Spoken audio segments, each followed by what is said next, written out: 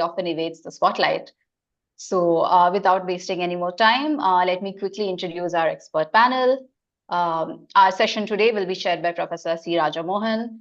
Professor Mohan is a senior fellow with the Asia Society Policy Institute in New Delhi, and he's also visiting research professor at the Institute of South Asian Studies at the National University of Singapore, and he was previously the director of ISAS. He has previously served on India's National Security Advisory Board and currently is a prominent voice on Indian foreign policy and a columnist for the Foreign Policy and the Indian Express. Welcome, Dr. Mohan.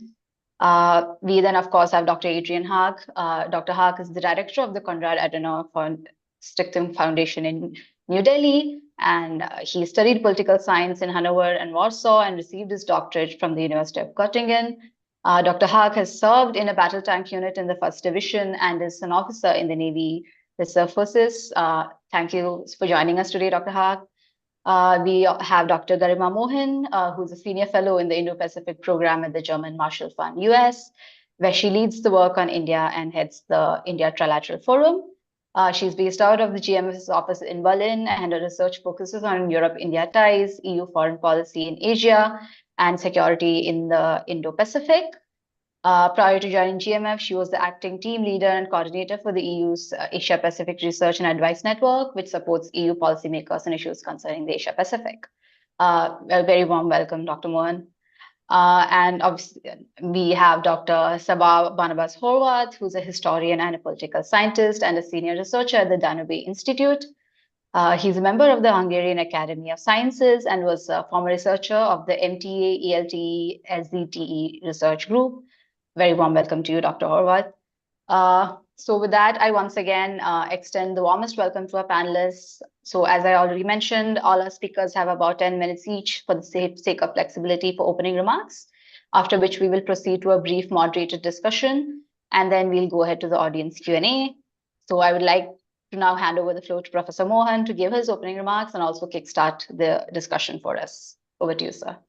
Yeah, thank you, Devika, and thank you, CSDR and CAS for inviting me to moderate this important discussion. So I think it's really praiseworthy that both CAS and CSDR are trying to bring together a much greater understanding between India and Central Europe.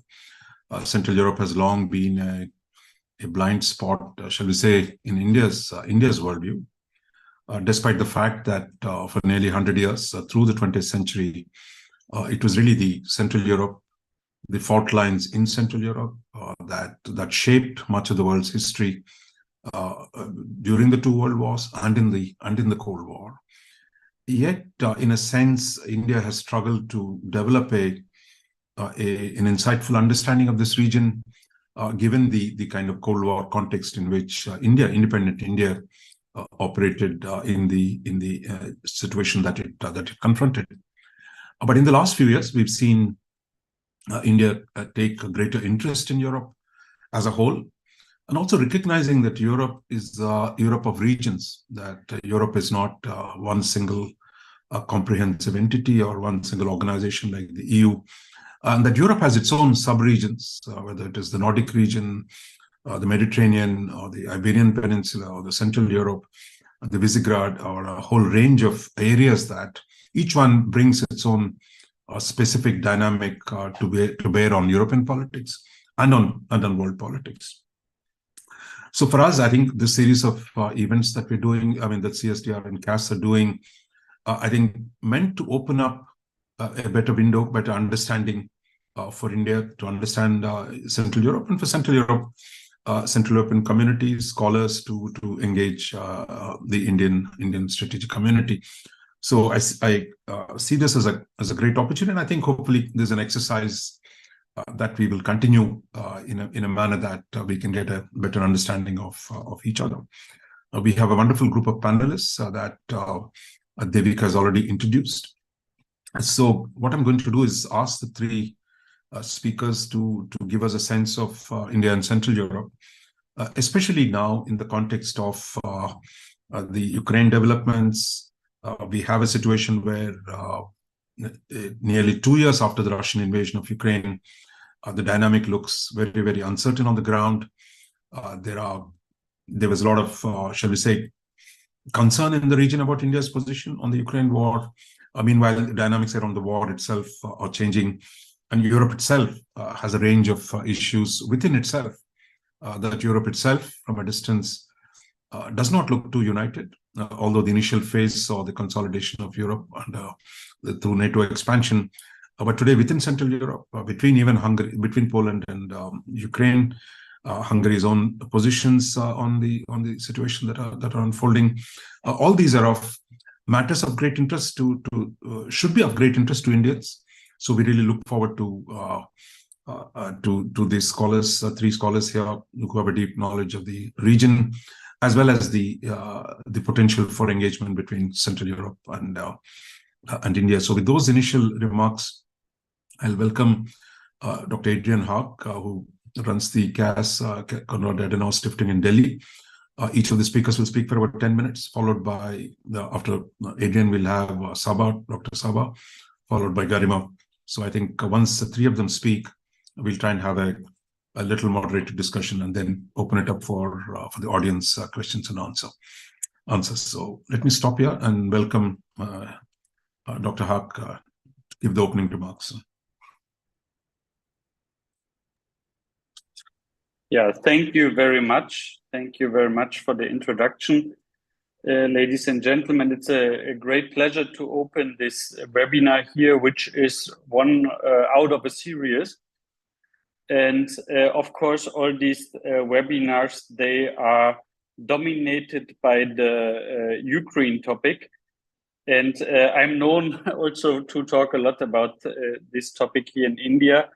But I would like to spend most of my time on the first question, which talks about potential from the Indian perspective regarding Central and Eastern Europe. But let me, of course, give three little remarks on the topic of Ukraine, since I was also asked to do so. So there is light and shadow, obviously. So let us start with the light. I think Europe is much more united than it seems from the outside. So as we see, there was a tremendous support from Ukraine, not only from Europe, but also from many partners all over the world, not only the Western world. In fact, we are the Ukraine Contact Group is the biggest military alignment in world history so far, and I am sure we will see in the next few weeks an agreement within the European Union. Which means that I think that the Hungarian government will compromise as they did in the past. And I also think that we will experience more support from the US since President Zelensky is visiting there. Also, a sign of hope is Donald Tusk, which means that we had a Polish government, and Poland is a very crucial actor in this war. We had a Polish government which was supporting a lot, and we have now a new Polish government which is even more supportive. So this actually gives me a sign of hope. But there was also shadow, of course, because there are more and more debates if we are now come to a part and chapter in this war where it is about negotiation. And usually those people who are in favor of negotiations, they addressed this to the Ukrainian side and asked them to negotiate. But just yesterday, we heard a speech of Mr. Putin, where he actually destroyed any hope of any outcome of negotiation. That means he still follows the goal to fight this war and to conquer more parts of Ukraine. So how can you negotiate with a gun on your head? In total, I think what we can summarize, since I was here in India when the war was in the first stage, since that I kind of hear that Russia is winning, but in the last nearly 2 years, they lost the battle over Kiev, over Kharkiv, Cherson. And now the best arguments we hear from the Russian side is that maybe in more than 1 year there will be Trump in office, and that the counteroffensive is not as successful as some people expected. So that is, on the other hand, not very self-confident from the Second Army against a 4 times bigger enemy. When it comes to India's role, we also see that this war is decided on the battlefield and not in the diplomatic sphere, as we observe it so far. That might change in the future, but for the last more than 21 months, there was at least no political solution on the horizon. And therefore, I would say that all the actors which are not part of the supply chain of one of the sides don't play a significant role, and therefore, let's say, are not really much into the consideration of each of the side. Or put it very bluntly, India or the Indian government cannot do anything to influence the war in one or the other direction. So the crucial parts are actually the countries supporting Ukraine, and the Russian side is, as we see, relatively independent, even though there's support from North Korea and Iran. But as I promised, let me now quickly shift away from the Ukraine topic to the question of potential, which is raised in the introduction of this webinar, because Professor Mohan mentioned that Eastern and Central Europe is kind of a blind spot in India, but I can tell you it is also true for many Germans, even though we are neighboring this region. But I have to clarify, it's only true for those Germans who don't deal on the business front. Because those Germans who are involved into business, they are quite aware of the importance of Central and Eastern Europe. Take just one country as an example, which is Poland. Growth rates from 7% in some years. And in 2023, the trade volume between Germany and Poland was 168 billion euros. In comparison with Russia, we had only 15 billion euros trade volume. Now, people might say this is, of course, due to the sanctions, but let us look back into the year 2013, when there were no sanctions in place. The trade volume between Russia and Germany was 76 billion euro, while it was 78 billion with Poland 1 decade ago. And there's 1 quarter, and there's 20. Poland is only 25% of the population, so we can say per head the trade volume was 4 to 5 times higher. Germany, the German industry heavily benefited from the big growth rates in Poland. So the trade volume doubled within a decade. And we are talking only about a single country here. I didn't even mention Latvia, Czech Republic, Romania, Hungary, which are all developing quite well economic-wise. So Germany is currently the 3rd largest economy in the world, where Russia is number 8, soon overtaken by the way smaller Canada. But primarily, Russia's economy is pretty much based on the export of resources, which was important for Germany in the past. But from the perspective of the German economy, very, very focused on export, there was not a lot of money to earn. On the other hand, so there was potential for import, but not really for export.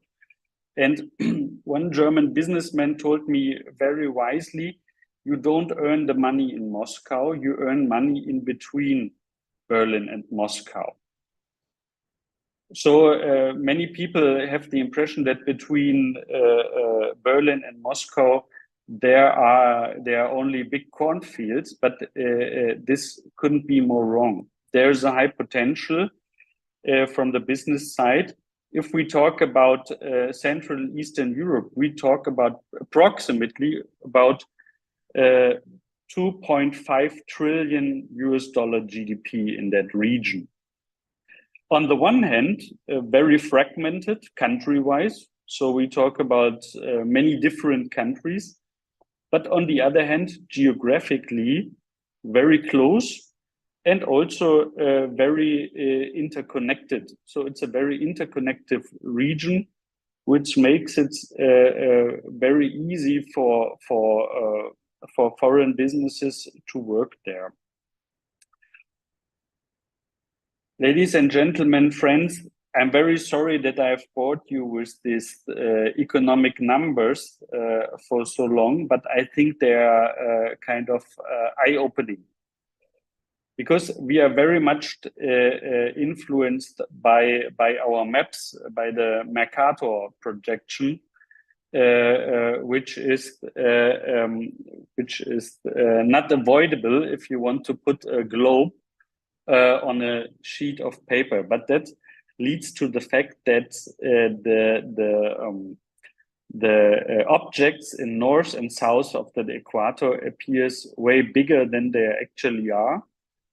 And in the case of Central and Eastern Europe, all these countries look very small, but economic-wise, they are not.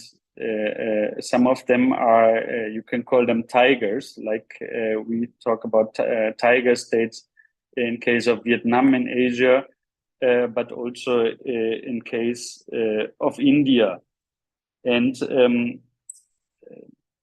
this is something which is understood in Germany, but it took a while. And I have a little bit similar experience when it comes to India, because when people in Germany talked about India 1 decade ago, it were completely different conversation than it is right now. India is booming. India is developing tremendously, and the world is recognizing that. And this reminds me a little bit of the situation we had in Central and Eastern Europe in the beginning of the 2000s. So there are tremendous economic opportunities in that region. And as Professor Mohan rightly said, Europe is not only France, UK, Germany, or Italy. Europe is a very fragmented geographical area, even though it is geographically very small. So I'm very glad, therefore, that CSDR was having this series of webinars which put this region of Europe on the map and made the opportunity to discuss about this region. And since there are so many opportunities, attending these webinars is also an investment into the own wealth and the own future. So thank you very much once again, CSDR, for making up this great webinar series. And I'm looking very forward to the discussion. Thank you, Adrian, really for setting the tone for our conversation around this very informed group of people. So let me now call on Dr. Saba Horvath to speak on about 10 minutes. Yeah. Okay. So about the Ukraine war, I think that letting Ukraine fall is something that that Europe cannot afford.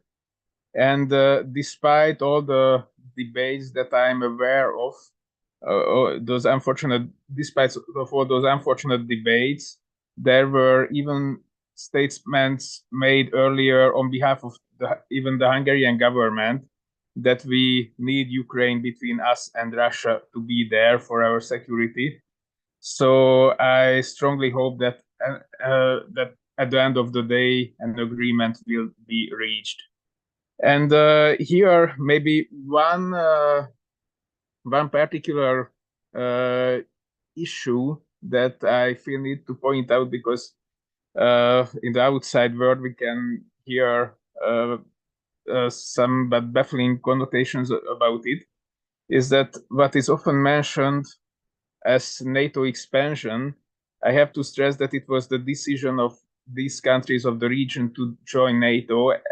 In fact, they asked to join NATO before the US would have afforded such an option. So it was not, so like talking about it simply as NATO expansion is somewhat like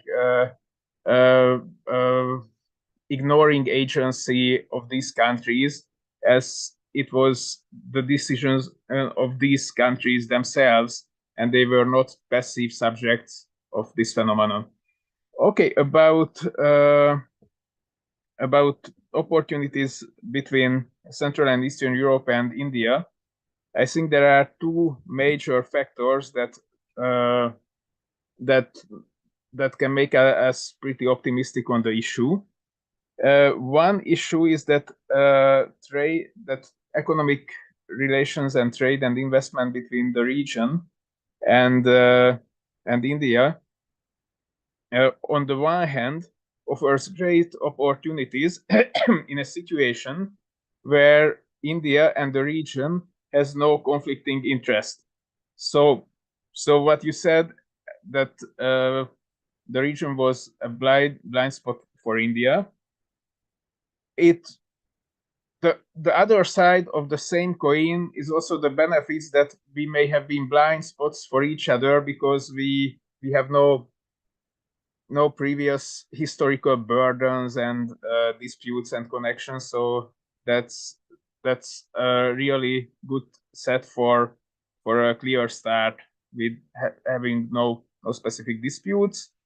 And also recently, as India is part of the Quad and building better and better relations with the US, it also means that relations with India provide an opportunity for the Central and Eastern European region to broaden the portfolio of its economic ties with the outside world beyond its immediate neighborhood, without being in conflict with its alignment with the US, as India also has very good relations with the US. So maybe in this respect, our region can follow a path similar to what, for instance, Israel followed by building almost special relations with India. And of course, it's a difficult question what our region can offer to India, because like, of course, we would need to offer something that in which we are better than other competitors. Here, maybe I can think of two specific fields or topics or issues. One is that while being within the EU and within the common market of the EU, the labor costs in the region are much lower. So this has attracted investment from the world outside the EU in the past as well. Like maybe this is one of the main reasons why, for instance, Hungary has the largest Suzuki plant in Europe from Japan. And maybe another issue is that while now India is a net exporter of food, as I could see, now per capita food energy consumption in terms of calories is 26% higher in China than in India. So if that per capita value in India in the upcoming decades reaches the level where China is now, then India may need food exports, and our region is a major agricultural region. So it may be also a great opportunity for cooperation. Okay, I think we can go on.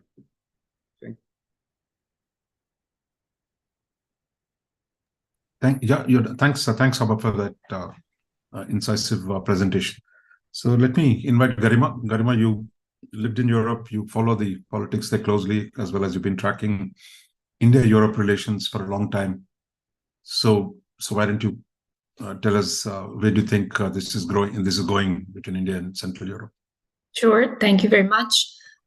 Good morning, everyone. Great to be part of this wonderful panel discussion today.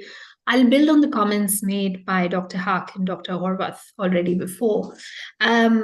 We started with the question of, does India have a strategy for Central and Eastern Europe, Europe in general, and what are its blind spots? And we know that this has been the case historically, but we've definitely seen a turning point in how India sees Europe that began around 2014, 2015. And the momentum has continued since, even though there were certainly hiccups after Ukraine initially, and there still is need for some damage control from the Indian side to do there. But I do think that there has been a considerable momentum where India, as Dr. Mohan mentioned, has been reaching out to individual European states beyond, the general London, Paris, Berlin. When we look at strategy, I often like to quote the remarks from our External Affairs Minister Jaishankar, who spoke at the Bled Forum, which is a significant conference for Central and Southern Eastern Europe, where he said that India is moving away finally from looking at Europe through a Cold War lens of East and West. And he also said that the dichotomy between the East and West doesn't make sense anymore, which is remarkable coming from an Indian foreign minister. But I think that certainly shows the beginning of a strategy for looking at Europe differently than what India has been doing in the past, particularly CEE countries, which India looked through the Soviet lens for a long time.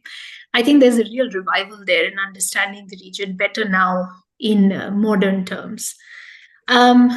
In 2019, we saw the Indian foreign minister visit Bulgaria, Poland, Hungary, and Serbia. This was the first time, actually, any Indian foreign minister has visited Bulgaria. But the constellation of countries, this was pre-pandemic, shows you already the importance of the region for the decision makers in the Indian hierarchy.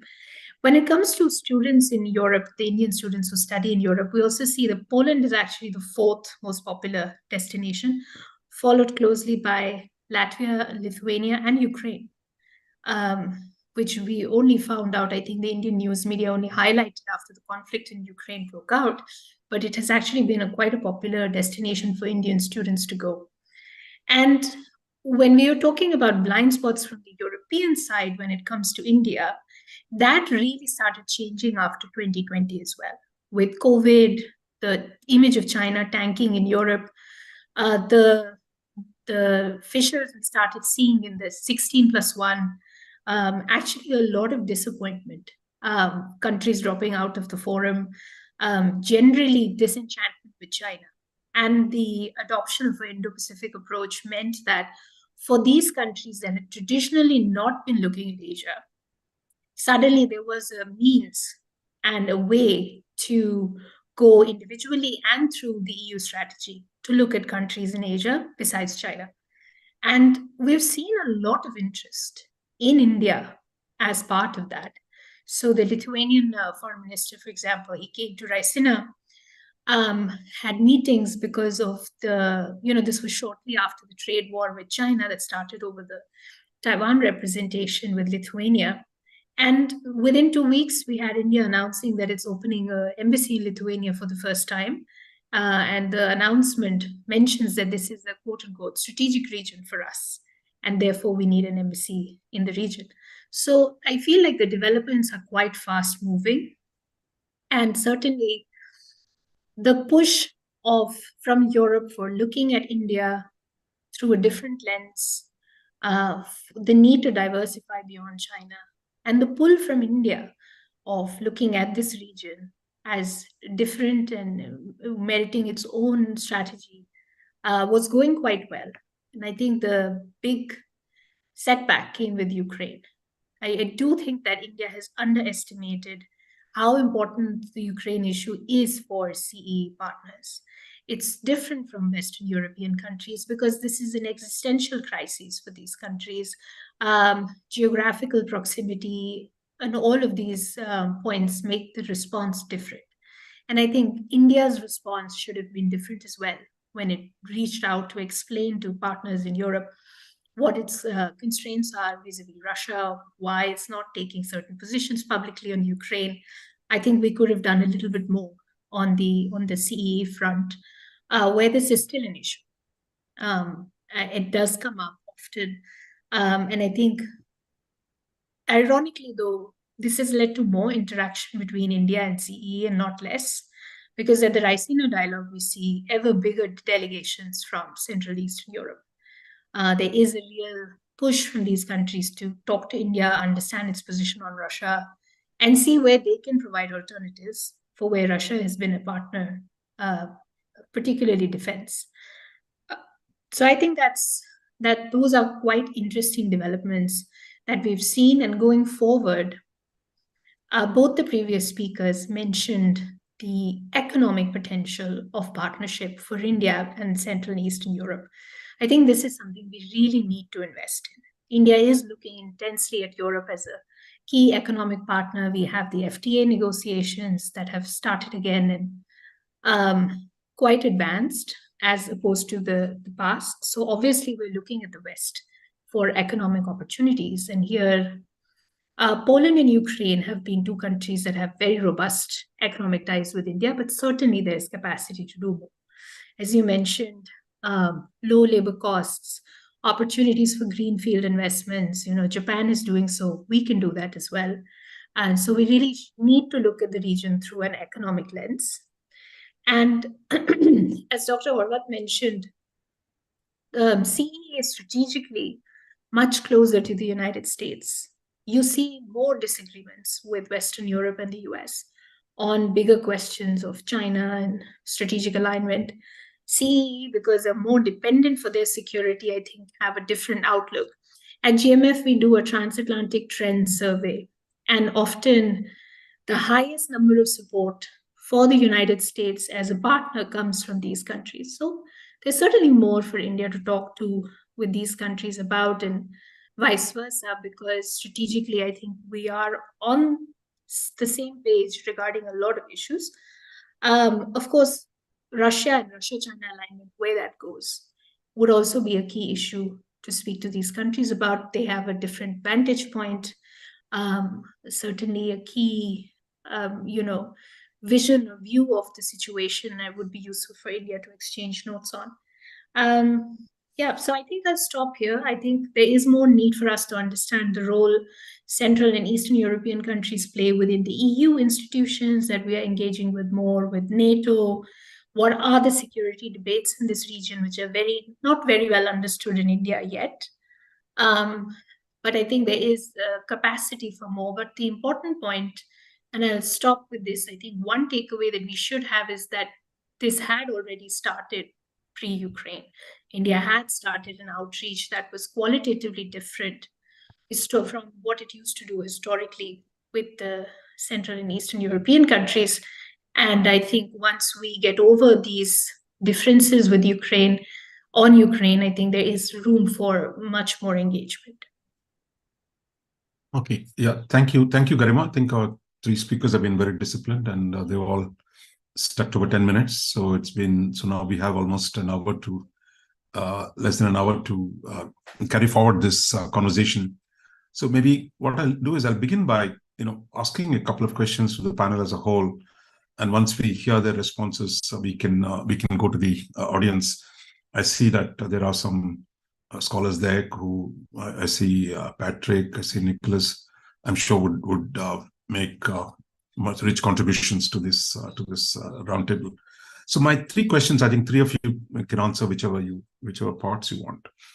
On the Adrian's assertion that Europe will eventually come together, is that he also was right in saying that, look, Russia is showing no signs of flexibility, and the Russian ambition to restore a sphere of influence would fundamentally mean the Europeans have to hand together. But the way Europe has debated Russian question, there are other voices. So is everyone confident that on the Russian question, the Europeans can actually maintain their unity if the stalemate continues for long, if the costs of the war mount? So that is the one question. Second question I had in terms of the unity of Europe was, if Trump is elected, and there are reasonable chances, it seems, certainly looks like he's going to get the Republican nomination, and he has a reasonable lead over President Biden.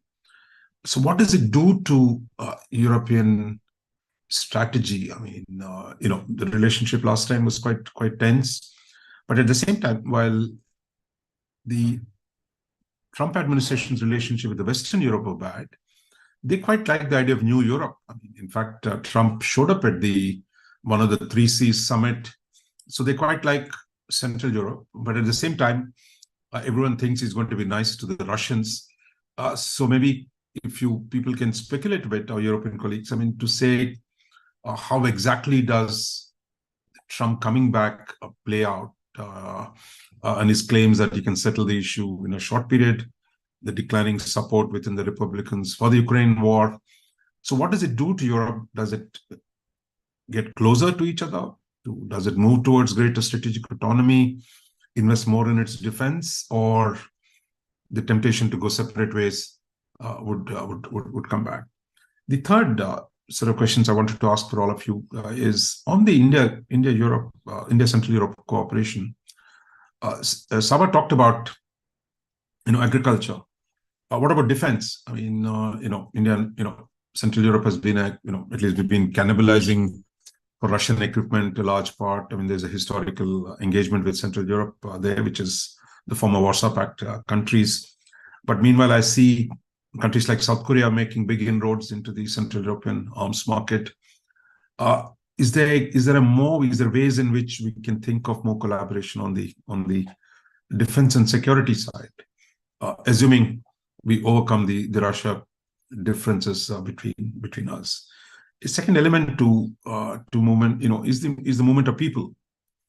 Migration and mobility is a major thing for India. A large number of West European countries, the English-speaking countries, are drawing in more and more Indians to drive their new tech industries.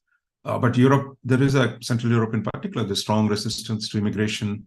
How might that play out in the coming years? So that's my other question. And finally, the question of what more does India? I think, are we stuck with the Russia problem, Garima, I mean, in particular, or there is a way out of the Russia problem? What can we do to minimize the salience of the Russian question as India and Central Europe seek to go forward? So kind of a lot of these, I mean, you can answer whichever of these you want to. Maybe I'll start with Adrian. Yeah. So very, very quickly, when it comes to the unity of Europe, let me be very honest on that front. There are 3 types of countries within Europe: those who have big industrial capacity, namely Germany, UK, Italy, Poland, France. There are those who have the capacity for financial support, the Scandinavian countries, Netherlands, and there are those countries who play a role, but not a significant. To say it very honest, the Hungarian government, this government in Slovakia, they doesn't matter. They cannot deliver anyway. So it's only a question of if we have agreements in Brussels. And in Brussels, you have always an agreement. In the end, it is pretty much a bazaar, one has to say. So in the end, the Commission puts something on the table to compromise for those countries who are not in favor, and you will have a compromise. This is, let's say, the daily business in Brussels. So from my perspective, we should not worry about Germany, UK, Italy, also not about Poland. We should focus more on those countries who are Ukraine supporter, like France, but could do much more. So I think this. If France just scales up its support by 20% of what they do right now, it's way more than convincing other smaller players who are not supportive right now. So actually, and on the biggest scale, it's of course the US. So actually, we don't have to think country-wise, but industrial-wise. So to put it in a nutshell, there has to be unity within the Ukraine contact group within 6 or 7 countries, and then the support will keep in the flow. When it comes to Trump, I mean, Trump, if we look at Trump in the future, he's described a little bit of a nightmare for Europe. But let us be very self-critics. By we, I mean only Germany, not Europe as a whole. I remember back 2018 when Trump actually told the German government, stop feeding the beast. When Germany was still continuing to build Nord Stream 2, to buy even more gas from Russia. And I remember quite well when the Trump was holding a speech in the United Nations criticizing the German government for its energy relations towards Russia. And the German foreign minister laughed. And I guess he's not laughing anymore. So, of course, Mr. Trump deserves a lot of critics, but we should not miss out self-criticism. So actually, there was a disunity in the past within Europe, and that was mainly Germany's fault. And the last question, when it comes to India and Central Eastern Europe and Russia. So everyone's friend is no one's friend. That's a general term, but I think India has a neutral stand. So as long as there is no support for Russia, it is for India. There are no barriers to maintain good relations to all the countries which are in opposition to Russia. And I think this is actually also happening currently. So one speaker was mentioning the Rasina dialogue. There is at least more European attendance than less. And also, if we look at all the different Indo-European relations, I don't only mean EU, but to the particular countries, India, Italy, India, Germany, India, France, I see the relations are increasing. So that is not really, so there are not really barriers due to that war. And one last point to the defense topic. I mean, many countries, including India, they have to face the Russian arms question anyway, because the supply chain is not there. I mean, there was S-400 air defense system India ordered and was not, and the order was cancelled by the Russian side. There were two different big orders on helicopters, which India had to cancel because the Russians were not able to deliver on the standard. And also the upgrades of the Indian tanks is pending because the Russians need their industrial capacity. We can assume that the Russians are able to manufacture 500 tanks per year, and this is they need any single one of them for their own war. So for the next decade, Russia is not really in a position to supply its former customer in a meaningful scale with arms. The problem for those countries who are dependent on Russian defense equipment is, of course, that Russia was the second biggest arms supplier of the world. But if we look on the low price segment, Russia was facing no competition because the Western arms industry is not working in that segment. So that means you can replace, of course, Russian tanks with German tanks, but they are 4 times more expensive. So the only arms supplier on the low price segment is China, and for many countries that is not an option, and therefore there has to be a solution for those countries, including India, anyway. And the solution is most likely joint ventures. It's a logical consequence. And I would wonder if we see anything else than that in the upcoming future. Thanks, Adrian. Yeah, Sava, you want to step in on the cooperation issue or the visibility issue? Yeah. So I also agree with Dr. Haag that I think there will be an agreement on Ukraine, but I think on this front there is a larger question, or a more important question than the agreement itself, as agreeing with Dr. Haag that it mainly depends on the main supporters, what kind of turn the support will take. And here I think a major problem is that what we have seen throughout the past almost 2 years increasingly seems to be a lack of coherent strategy on behalf of the US.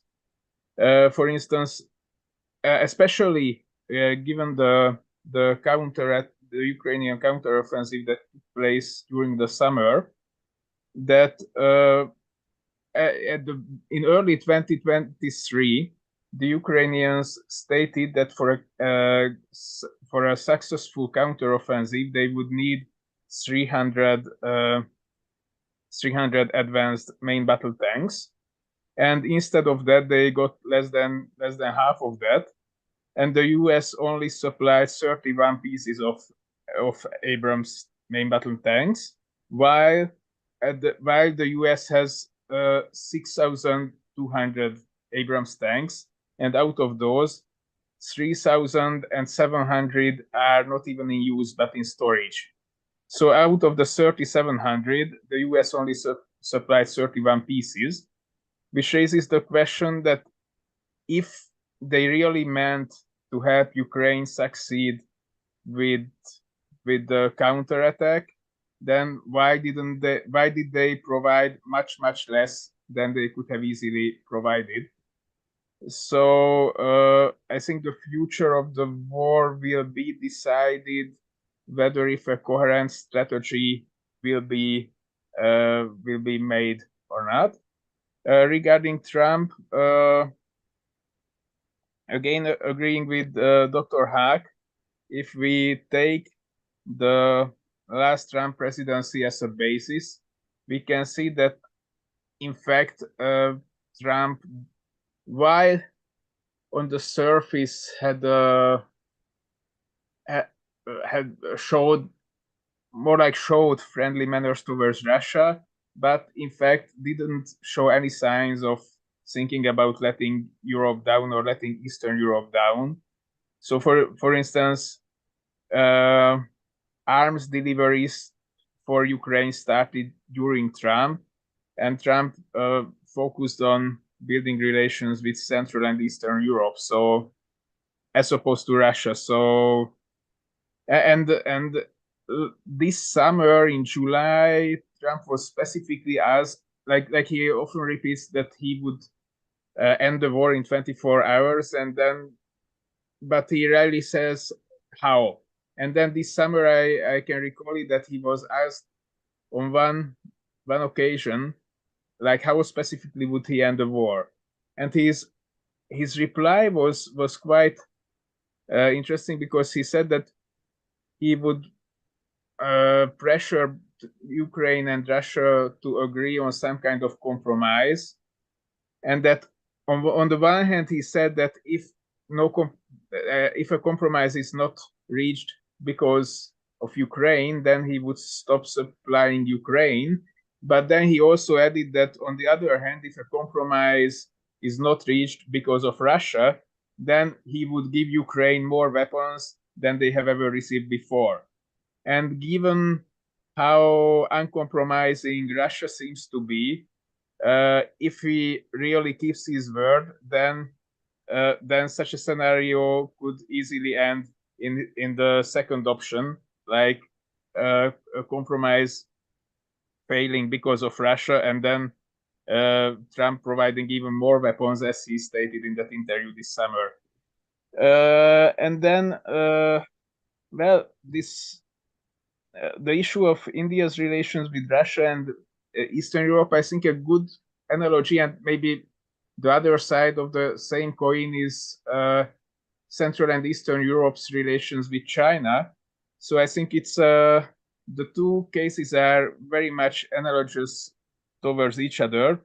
Like in both cases, Russia for India and China for Central and Eastern Europe are far enough, I mean, in terms of geography, that there were no direct Indian, there was no direct Indian experience of Russian expansionism, while at the same time there was no direct experience of Central and Eastern Europe with Chinese expansionism. So that's why India, it's perfectly rational that India mostly saw the opportunities in Russia and not the dangers, while similarly for Eastern Europe tended to see the opportunities in China but not the dangers. But recently, like as we talked about that regarding the 16+1, there was a significant degree of disillusionment with China in Central and Eastern Europe, and maybe we can see the same with India towards Russia. So maybe in that we are getting close to each other's views. And what was said about the arms industry, I think maybe thinking even one step further than joint ventures, that if India becomes the industrial great power it aspires to become, after a certain point, I think it cannot afford not to build a military industry on its own, a significant military industry on its own, and there maybe, in fact, it can even supplant Russia's role on the global market on certain ways. Thank you. Thank you for that insight. Garima, you want? On the question of what happens when Trump is elected, I think we need to be a bit realistic, because even now, look at the congressional clampdown on funding for Ukraine. And there are several voices in the Republican Party who say that the US should be focusing on the Indo-Pacific theater, and focus on Ukraine is actually a distraction. You can't be present at two at once. So I think these are being registered in Europe. And if Trump comes to office, And I think Europe has no choice but to move towards greater strategic autonomy. There are several theaters now, the Middle East as well, that is open. So it'll have to be like a fight for attention, funding, particularly from the US. And I think this is something to consider. We are already seeing trends of it with the congressional shutdowns, etc.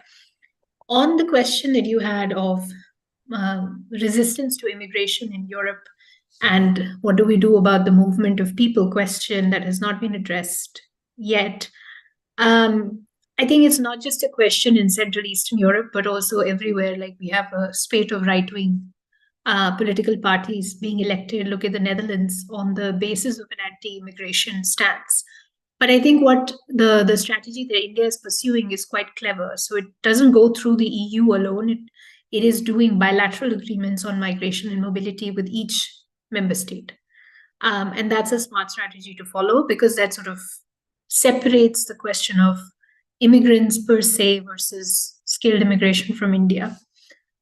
And I think that is something that we should also pursue with Central European partners. Every other European partner we've had recent agreements with on 4 issues. One is defense and security. Second is trade and investment. Third is innovation and technology. And fourth is migration and mobility. So it's almost like India is following a template with all European countries. And it's easy to apply that, I think, to Central European partners. On the question of how do we minimize our differences on Russia, and I would like to underline that this is not an issue in the past. Yes, there have been more Central European and other European representation in Raisina, but this is not something that has now been, done and dusted and solved. When you speak to members of parliament from Europe, media, the way it covers India's position, it still covers it in a way that is problematic and needs more answering. So I do think that a sustained dialogue with Central Europe on Russia, but also on Russia-China alignment, I think that would be of interest because, as has already been mentioned, and I mentioned in my remarks as well, the disillusionment with China is real and it's quite palpable in Central and Eastern European countries as well. So I think the developments we're seeing now with Russia, China working together will have implications for the balance of power in our region, in the Indo-Pacific, but also in Europe. We look at the question of, supplying arms to Ukraine, they often comes up whether China has a role or not, etc. So I do think that that's a hook for India to explore so that we are on the same page with strategic discussions with the CEE. Yeah, thanks, Garima. I mean, so I think we have some questions. I was wondering if Dr. Patrick Hugel, would you want to actually ask the 2 very important questions you had? Patrick, are you there?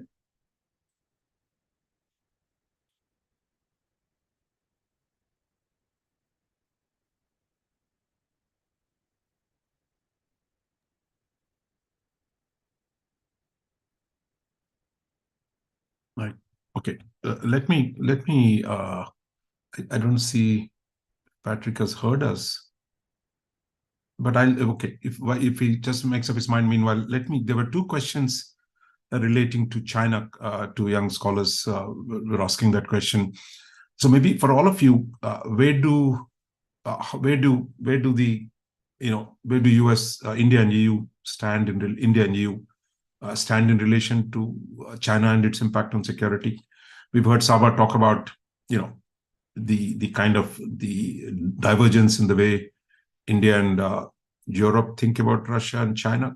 So, but maybe if others want to chip in and say how the China question will play out, because between EU and Europe and Central Europe and China, and does it mean anything for us? And there was another question on China too, which essentially asking whether, maybe Garima can answer this, whether China is a factor in driving India's engagement with Central Europe. I mean, that's the other question. Maybe we'll just respond to these China questions and go to Patrick. I see he has raised his hand, and we can go to him after that. I can start on the China questions. I think when we look at the first question, which is about European views on China, do they converge or diverge with India? I think there's more and more convergence between European views on China and India's views on China. Look at the EU-China summit that just happened.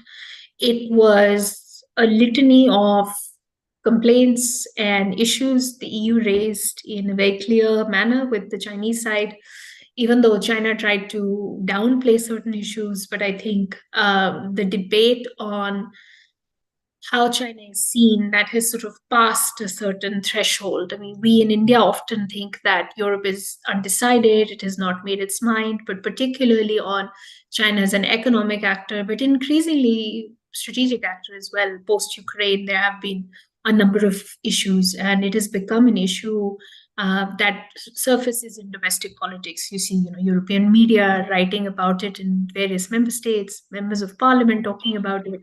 The issue of Chinese political influence in Europe, economic influence in Europe, but also increasingly security threats when it comes to critical infrastructure. Those are all issues where Europe is getting more and more hardlined, and particularly with the EU Commission under von der Leyen, we see her aligning very closely with the Biden administration. You can argue whether everybody is on the same page or not. That's always the question with anything that is European. But I think in this case, it's pretty clear that the convergence between Europe and India on China-related issues is only increasing. And that has, in fact, driven engagement on the Europe-India front as well. So India has been looking for newer partnerships as it sort of increases its tensions with China. And the clearest example of that has been Europe. When it comes to high-tech partnerships, security, defense, everything that would help build India's national capacities and resilience to deal with the China challenge. It is looking for new partners, particularly partners in the West, including Europe. So I definitely agree that the China factor is a driving factor. And when you chart the timelines of what are the high points of Europe-India ties, it's very clear that it coincides with the low points of India-China ties and Europe-China ties. Thank you. Does anybody other in the panel want to step in on that? Saba's already spoken on that, or Adrian? Otherwise, okay. So then let me go to Patrick. Patrick, you want to step in and say something, or? Hello. Yeah. Good morning. Good afternoon. Can you hear me? Yes. Yeah, excellent. Thank you very much. Thanks a lot for this timely and interesting discussion. I would like to join with two remarks. First of all, on more technical note, I was wondering how should we define the Central Europe from the Indian perspective? As we know, from the perspective of the Minister of External Affairs, this is quite a vast and diverse region, stretching from the Norway in the north to Turkey and Greece in the south, and from Austria in the west to Ukraine in the east. So what exactly are we talking about when we talk about the Central Europe? There are very sub-regions, very diverse sub-regions, and each of the sub-regions has very different story and level of engagement with the European with India. For example, when we talk about India-Nordic countries' relations, it has been going very well over the last couple of years, which is not the same situation when we talk about, for example, the Visegrad countries like Czech Republic, Slovakia, Poland, and Hungary. So this, and in general, I think the so-called new member states of the European Union, they have not been engaged very closely with India for the last 3 decades. And it is enough to remind us that no Indian Prime Minister has paid a visit to this region since the end of the Cold War, actually. So first question would be then, how would you define this Central European region? What are we talking about? And how would you address these different dynamics that different parts of this region enjoy in relations with India.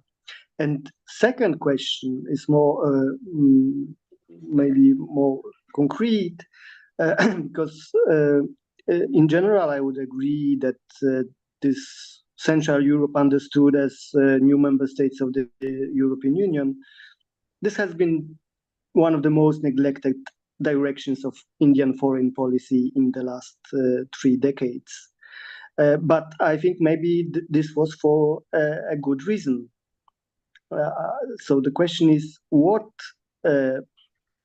interest might India has in engaging closer and stronger with Central European countries?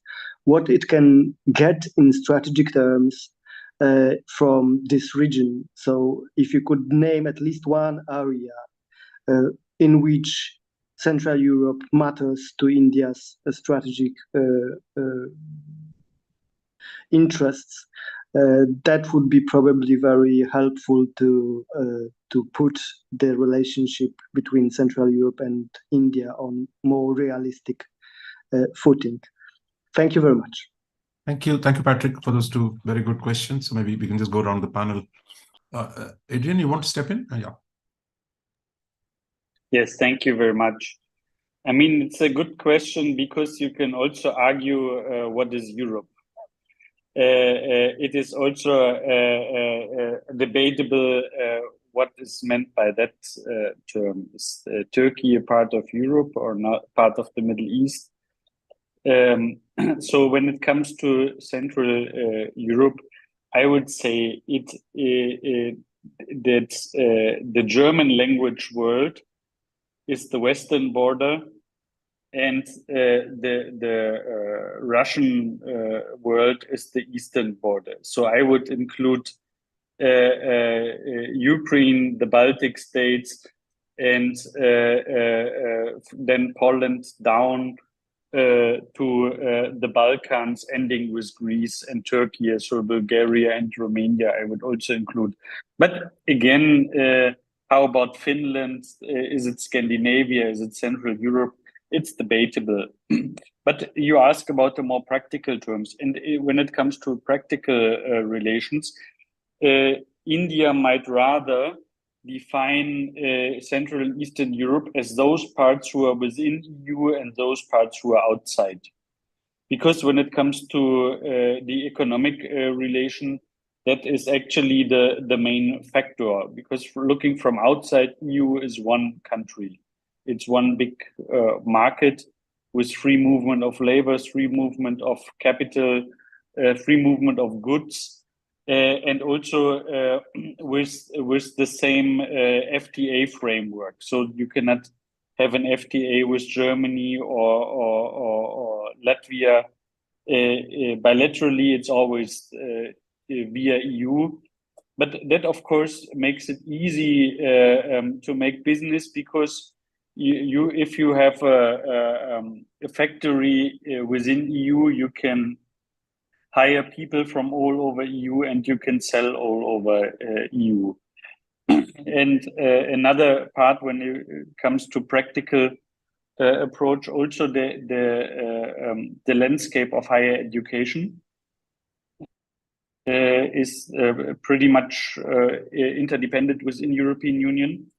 And I think we will see in the next few decades also a more interconnectivity when it comes to labor movement. So right now, this is still happening on a national level, but I would suggest in the next few, not years, but in the next decade, we will see a closer integration on the EU level there as well. So when it comes to practical things, I think India. So the higher education is a topic. So we in Germany, the Indians are the biggest group of foreigners on in German higher education institutions. And also the movement of labor did increase between Germany and India, and it will in the future increase even more.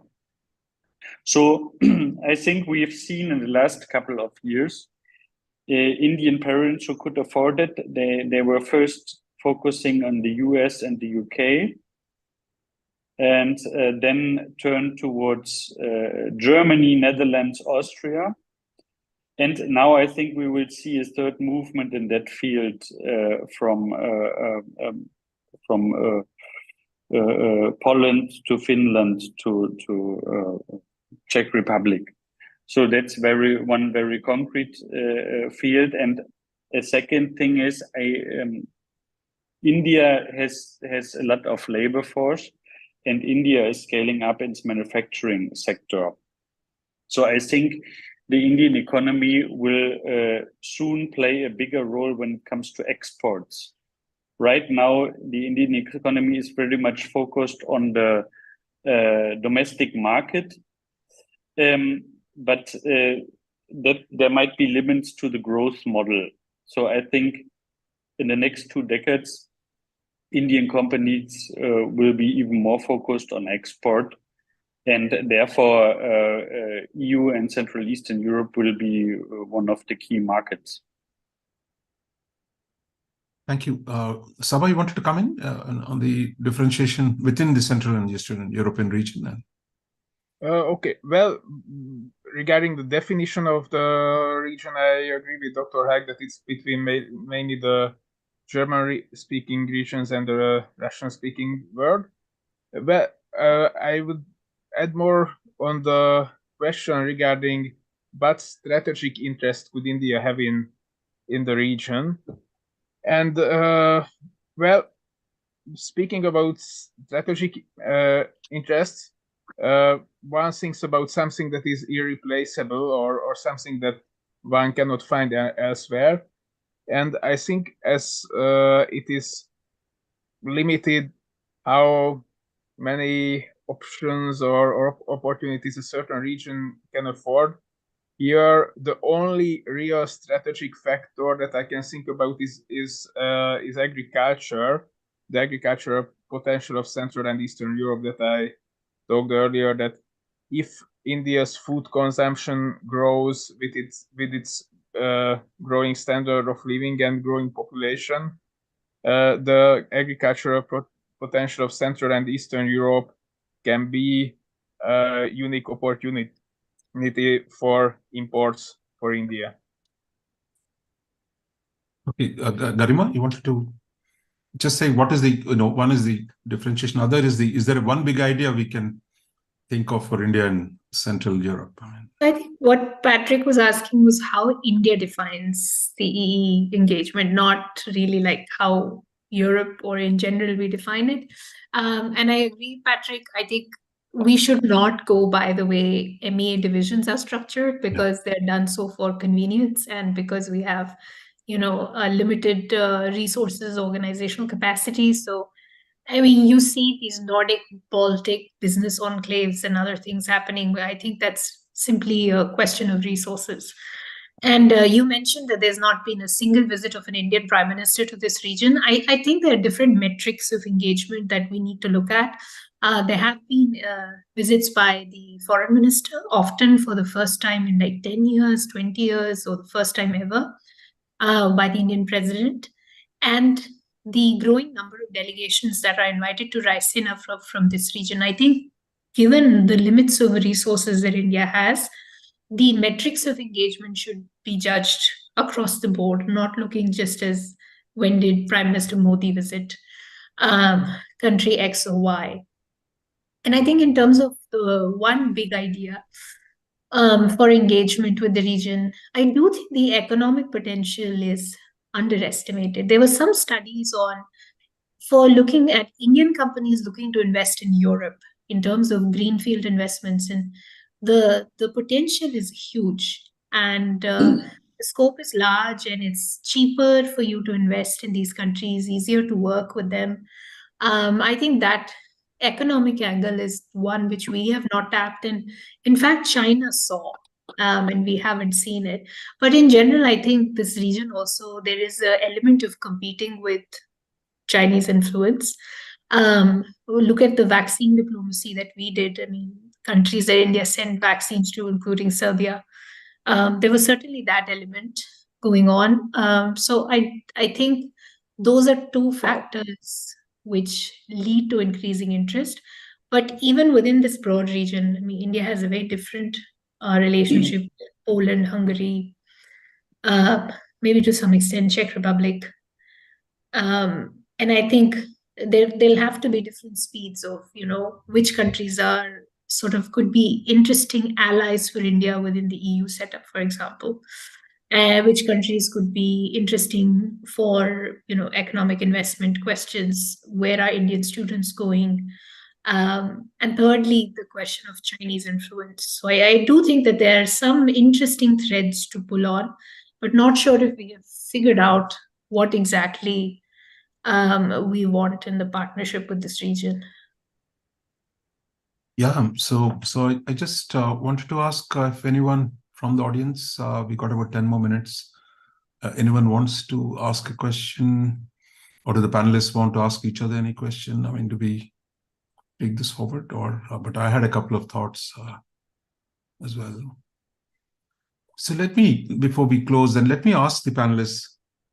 So it's like a chicken and egg issue. I mean, does engagement come first, or does the set of do we need a predefined strategic interest to begin engagement?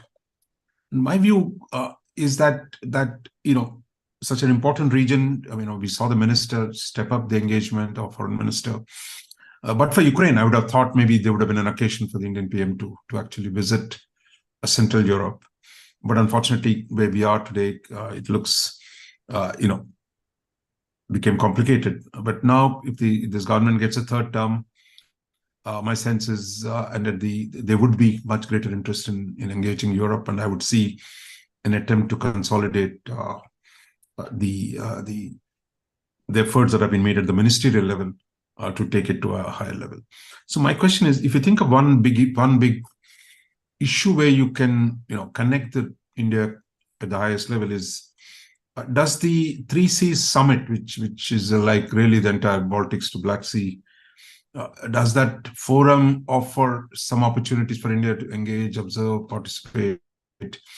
Is there a way we can think of at some point having an Indian Prime Minister come and participate, or is that too far out at this point? Is there a way we can do something with the 3C summit, which is a Polish initiative, I believe? And Patrick, you want to say something, or anybody else on the panel?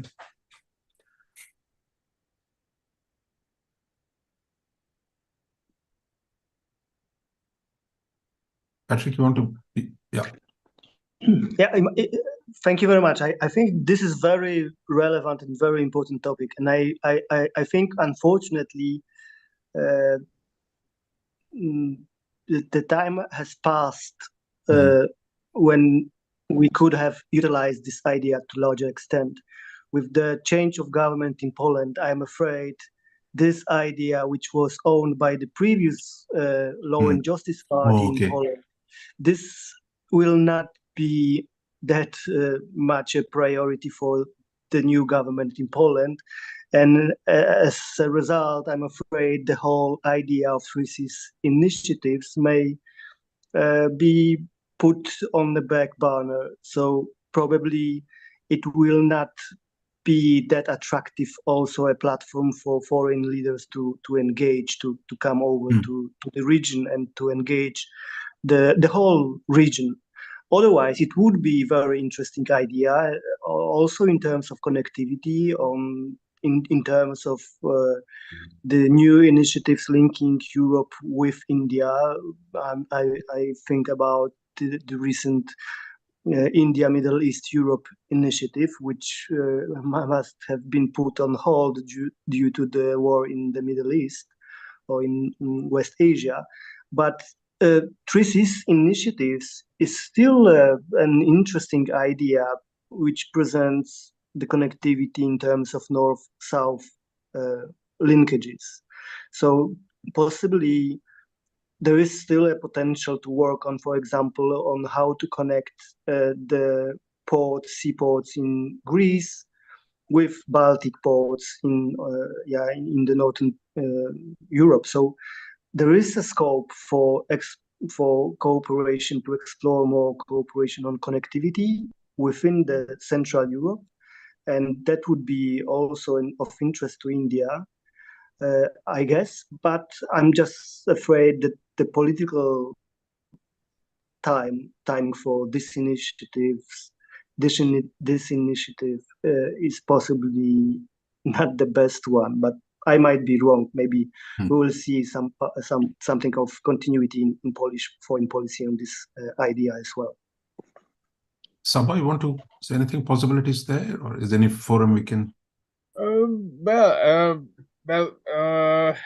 I was thinking about the Three Seas initiative as a good start. Then there is, of course, the Visegrad group, but what comes to my mind after hearing Patrick's comments is that although the Three Seas initiative is not such a priority for the present Polish government as it was for the previous one, aren't there certain practical factors that will force them to maintain this initiative? I mean, like geopolitics, geopolitical factors, the geopolitical reality is something that you cannot ignore, even no matter what your priorities are. And I think there are strong objective geopolitical factors supporting the case of the Three Seas initiative that I'm not sure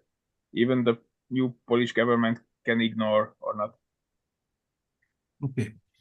Garima, you want to come in? I mean, yeah, I was thinking in terms of ideas, like India did the Nordic summit, and the first one was, not very splashy, but at least it brought together four countries together in Indian thinking. I think it would be interesting to do something similar with Central Europe. Not all the countries, but maybe 3 or 4 Central European partners that are interesting for India to do a pre-summit type thing. And if the Prime Minister wants to visit, I think that could be like a big enough visit topic. And secondly, what is always interesting is the countries that are holding the EU presidencies. Like, remember, Portugal is the one, when they held the EU presidency, they brought the first meeting of Modi with all EU heads of state.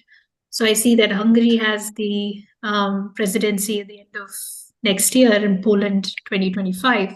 That could be interesting avenues to sort of elevate India, not only in the CEE context, but overall within the EU. And we've seen every single country that took the presidency focus on India, including the Belgian, which is currently happening. So that those could be interesting forums if there is scope for a Prime Minister level visit. Garima, I know you're working on NATO and India. There have been some tentative contacts. So that's a macro forum which brings in much larger number of people. Is that another way where India could engage with Central, because European security is largely Central European security? So is there a way we can think of India, India's engagement with NATO, opening some possibilities for a deeper and more productive engagement with Central Europe?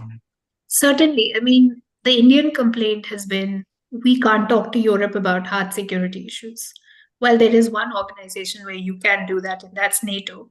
And the problem is that the idea of NATO comes with this baggage in India where people suddenly, start freaking out about, oh, they're asking us to join. They're not. I mean, they have a very clear partnership model. Australia has a partnership. Japan has a partnership. I mean, there are Quad partners. We could also have a similar partnership model where you decide how much interaction you want. But I think that could be very interesting because NATO is looking at PRC-related threats, hybrid threats on supply chains, on critical infrastructure. That is all of great interest to India, but also to, for example, compare notes on what's happening on the ground in Ukraine. How would that impact us in not just weapon supplies, but also other issues?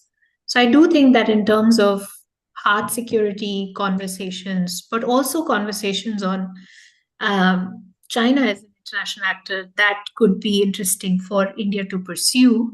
And we shouldn't shy away from the idea of doing anything with NATO, because, I mean, I think it's time we also start looking at that through a newer lens and not the old ideas of we don't want to, create friction with partners like Russia if we even have a dialogue with NATO. I see Dr. Adrian. Adrian, you're muted. Yeah.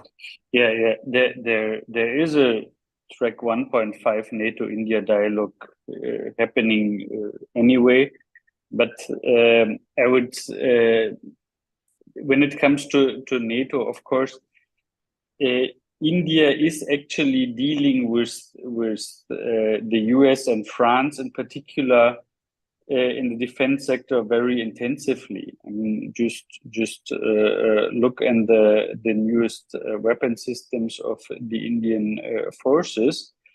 So actually that manifests the India NATO relations in a way in practical terms, because NATO is at least the core of its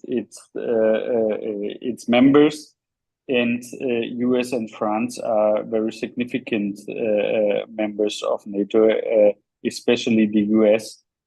So when we talk about hard security from the European perspective, it is NATO. It has been NATO since end of Second World War, and it still is. And there was always in history of NATO a lot of rumor about Europe becoming a security player, and there was also always a lot of rumor about the declining role of NATO. But what we see right now regarding Ukraine war, so we see it actually since last year.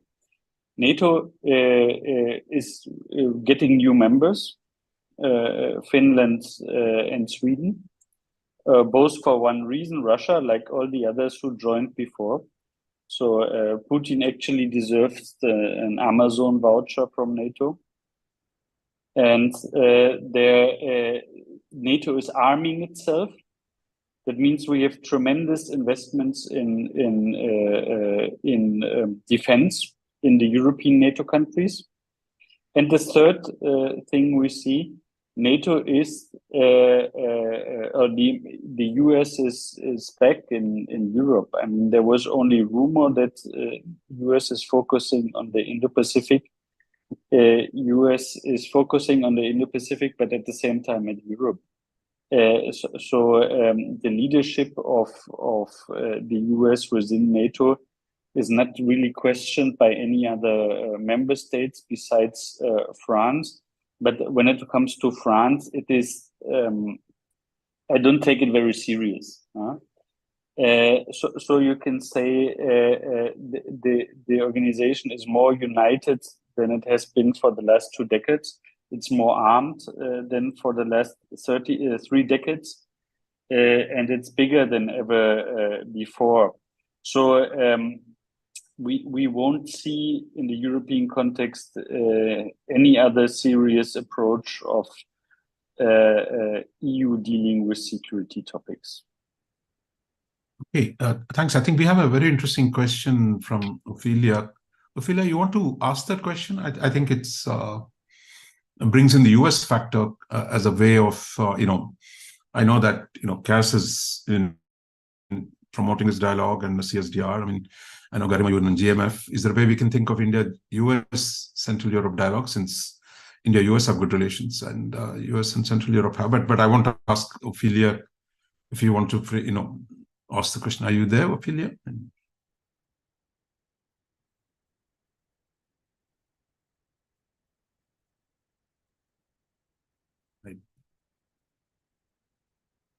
Yeah, please. Yeah, unmute yourself, Ophelia.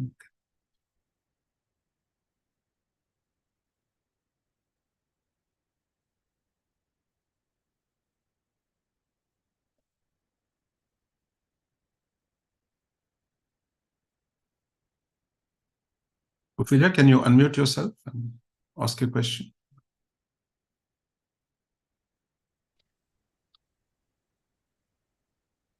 Hi everyone. Am I audible? Yeah, you are. Okay. My question is, does improving India-US ties in defense favor India ties with CEE as a geopolitical partner, considering the region still prefers to target cues on security and strategy from Washington? Okay, Garima, it's up your street. Yeah. I mentioned, I think, Ophelia, it's a great question. And I mentioned briefly in my opening remarks that the US factor is something that should bring CE and India together. I mean, as you mentioned, India-US ties are quite strong, not just in security defense, but overall, one of the most important strategic partnerships. And consistently, we've seen in the survey that GMF does on transatlantic trends that highest support for US as an international actor comes from partners in Central and Eastern Europe. Also, in terms of taking their cues on, for example, China-related questions, taking cues on broader security defense-related questions, it comes from the US. So I think a little bit of US encouragement on both sides would also lead to an acceleration of, how this region in Europe sees India and vice versa. And I do think GMF does trilateral dialogues all the time. So I think that's where my mind is stuck at. So I would say a trilateral conversation could be very interesting on linking security challenges in Europe with those in the Indo-Pacific. I think Dr. Horvath had mentioned it earlier as well, that the analogy between India's ties with China versus Europe and Russia, that is something we can explore on. I think the US would be an ideal partner to do that. But successive US governments, even Republican ones we've seen, have closer ties with Central Europe, Eastern Europe. And that's certainly something we can build on. I mean, I do think the EU has taken some of its cues when it comes to India from Biden admin's policies. The fact that we have a TTC with EU and US and EU and India, there's a role that the US played here. And I do think that there is potential for it to do the same with this region. Thanks, Garima. I think we have just run out of time.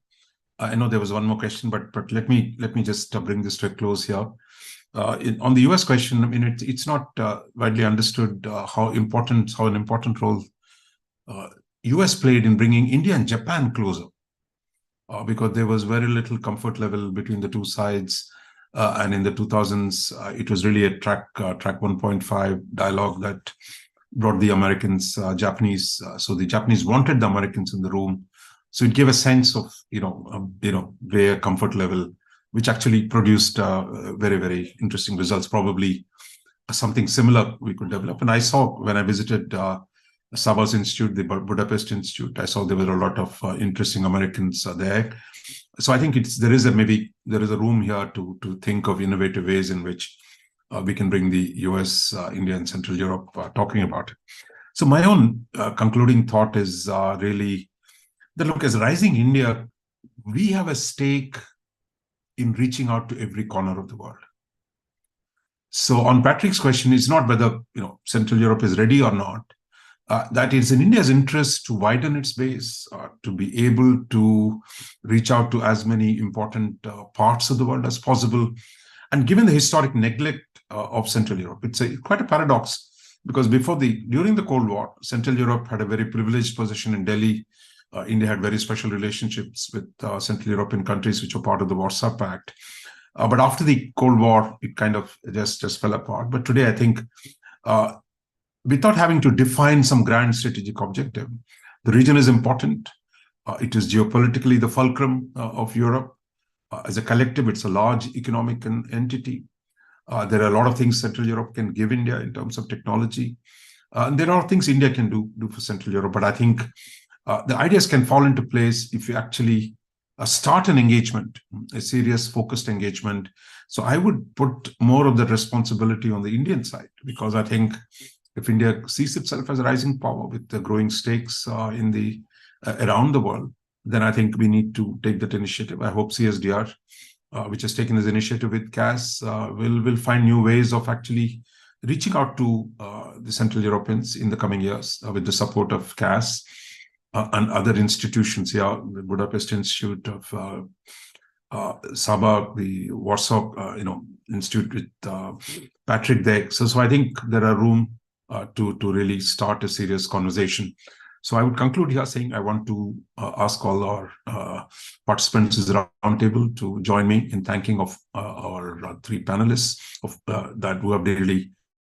who really have done a commendable job laying out the possibilities and the limitations at this point of time. So out to you, Devika, if you want to say any last words, then we can. Yeah, we'll just wind up. I would just want to thank all of our panelists for their valuable inputs. I mean, I thought it was a very comprehensive discussion, and we got insights from various distinct quarters, each with their own unique vantage points. Special thank you to Patrick for joining us from Poland and for his highly relevant interventions. Patrick, if for some of you who may not be familiar, Patrick is an analyst of the Asia Pacific program of the Polish Institute of International Affairs with a focus on South Asia. Thank you so much, Patrick, for joining us today. And of course, thank you to the audience for your timely and interesting questions. Once again, let me extend our appreciation to CAS for organizing this webinar series during what I think is such a critical juncture in Europe-India relations, and for the specific focus on Central and Eastern Europe, which, as we mentioned before as well, it often is not discussed as much. And of course, a special thank you to Professor Mohan for an expertly moderated discussion as always. So yeah, thank you again for joining us, panelists and our attendees, and we'll be in touch. Good day to all of you.